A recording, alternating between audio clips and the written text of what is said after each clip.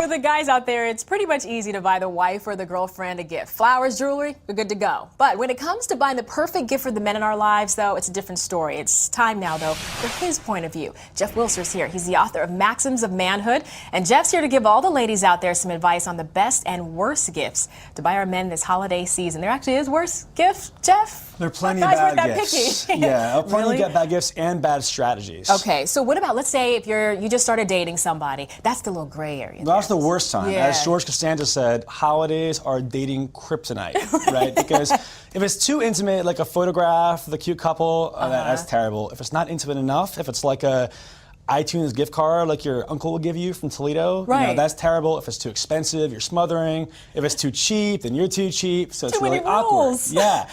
Is it worse than Valentine's Day, though, you think? Nothing's worse than Valentine's Day. But there's plenty of opportunities to still kind of mess up. So what do you do then? If you just started dating someone, you really do like him or her, right. I mean, but in this particular case, we're talking about the guys. What's a safe gift to give? The safest gift I found is tickets to like a concert or a show or a play, something you know he would like and you would like as well. Right. So it's only, that way it's kind of a quasi-gift. So it's like part gift, part date. You've also kind of guaranteed date number 3 or 4 or whatever as well. Exactly. The only catch there is that it can't be like 9 months in the future. Because then he kind of might be onto your ruse. Right. We're trying to stretch things out for a year or so. Yeah, but you just hope that he takes you to the concert. Yeah, once you buy those tickets. It'll be a little awkward. Like, oh, thanks to the concert. Me and Joe will enjoy that. Right. So. All right, now let's talk about the gifts that guys definitely do not want to get from women. Is there a list or just Sure. a few? Well, I think it's important to remember that guys are like 10-year-olds, right? So 10-year-olds, we don't really want to get clothes as gifts. Even we'll say, oh, this is great, but we don't really mean it. We don't want anything that requires interpretation, right? Okay. So if you get the guy luggage, he's like, does this mean I am supposed to take you to Belize? What does this mean? Are you shipping me out of here? Right. One idea that sounds really adorable and cute, in theory, is the whole homemade like coupon book. And people still do this. And that's a great gift for a 7-year-old to give their mother. You mean like you can rip out the coupon that says like one free hug or one free massage or whatever. Yeah. So not only is that frankly kind of lame and played out, but also when you play out the logic of this, if it's like good for massage, redeems whenever you want.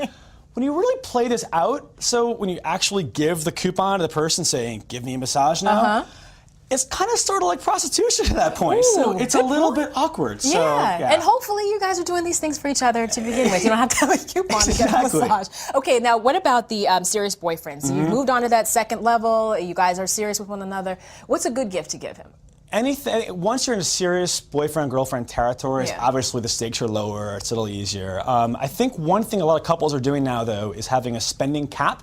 Yeah. In this economy especially, you don't want an escalation of like, oh, I think they're going to get me this $70 gift, so I need to get them something like that plus 30%. You know, that gets really weird. So if you cap things at whatever your price level is, that helps out a lot. Also, again, tickets are always good.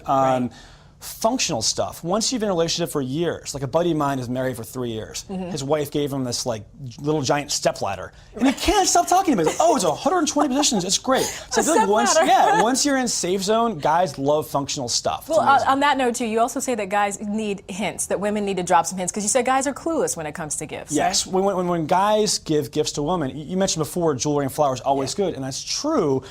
But again, we're really dumb. And so if the woman wants something, the more hints she can give, we'll definitely appreciate that. So I'm glad you're here. He said it, not me. He said it. Thank you so much, Jeff. Good to see you again. Thank you. Good to be here. All right, and Jeff's book has plenty of other information and also rules to improve your relationship and understand the man in your life. It's called Maxims of Manhood, and it's available now. And don't forget, you can also send us a message about this or anything else on Twitter. BTV host Audra would love to hear your thoughts.